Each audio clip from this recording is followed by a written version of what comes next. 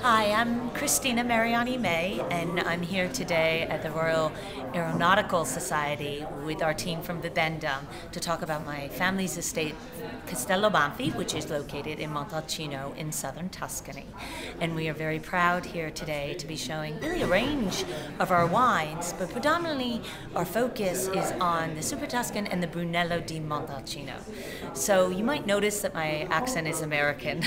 It's not Italian, but that's because my family started in New York back in 1919 as wine importers. We had big success as importers, and then my family, and my father actually, in the 1970s, decided to go back to Italy as an Italian American and create a wine estate from scratch. His goal was really to help elevate the standards of all Italian winemaking, and he was fortunate that he found a beautiful, more peaceful parcel of land in southern Tuscany in the town of Montalcino, and it was really ideal for grape growing because we're just about 20 miles from the Mediterranean. You get the warm days, the cool nights, but we start to get really up into the hills of Tuscany. So it was in the 1970s that they created this wine estate, which today has been christened Castello Banfi. It is a larger estate. We have about 7,100 acres, but only a third of that is planted under vine, and so it's really like a constellation of individual properties throughout the larger estate.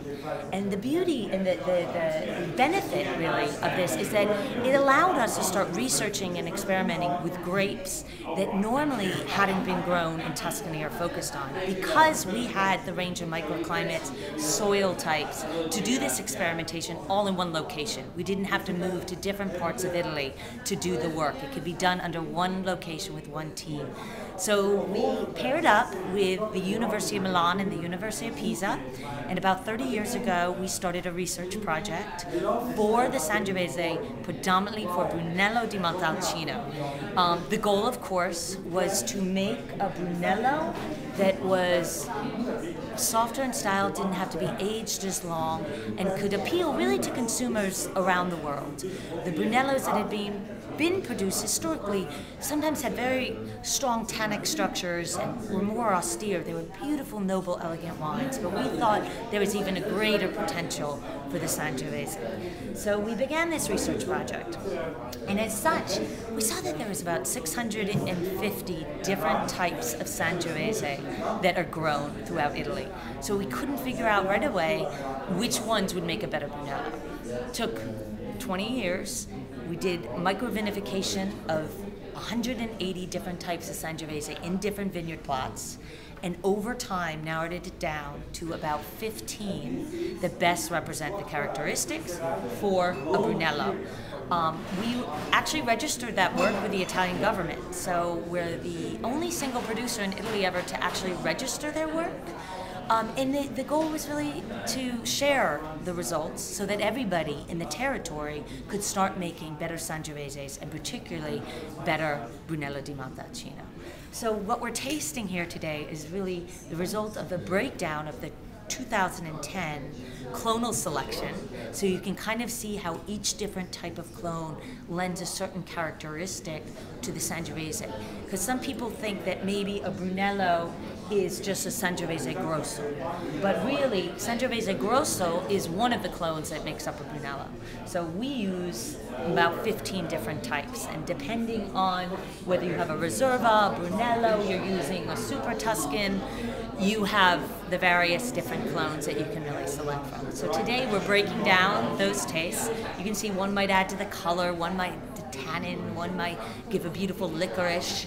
And then, of course, it's up to the winemaker to select in the finest vintages which cuvee go into the final blend. So we have here our classic Brunello di Montalcino, and the current vintage is the 2006, which was outstanding, and keeps getting better almost as it sits in the bottle. We're very excited though too as we move into some of the super Tuscans. Am I doing okay? Good. As we move into some of the super Tuscans, what we also are benefiting from is at our winery really a micro-vinification area, because we have so many different vineyards and selection of Merlot, Cabernet, Syrah, Pinot Grigio.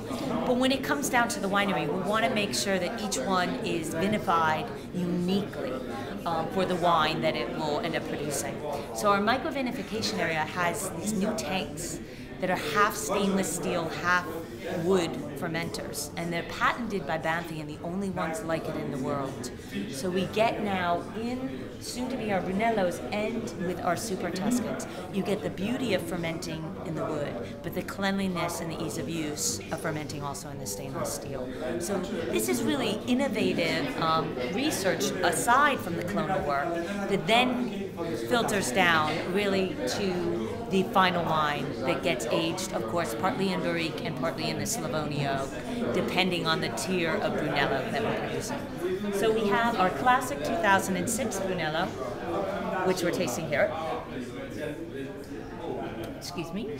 And then we also have our Poggio Allora, which is our very top-of-the-line classic Brunello di Montalcino, only produced in outstanding vintage years. So I apologize if I swirled and got something on my face.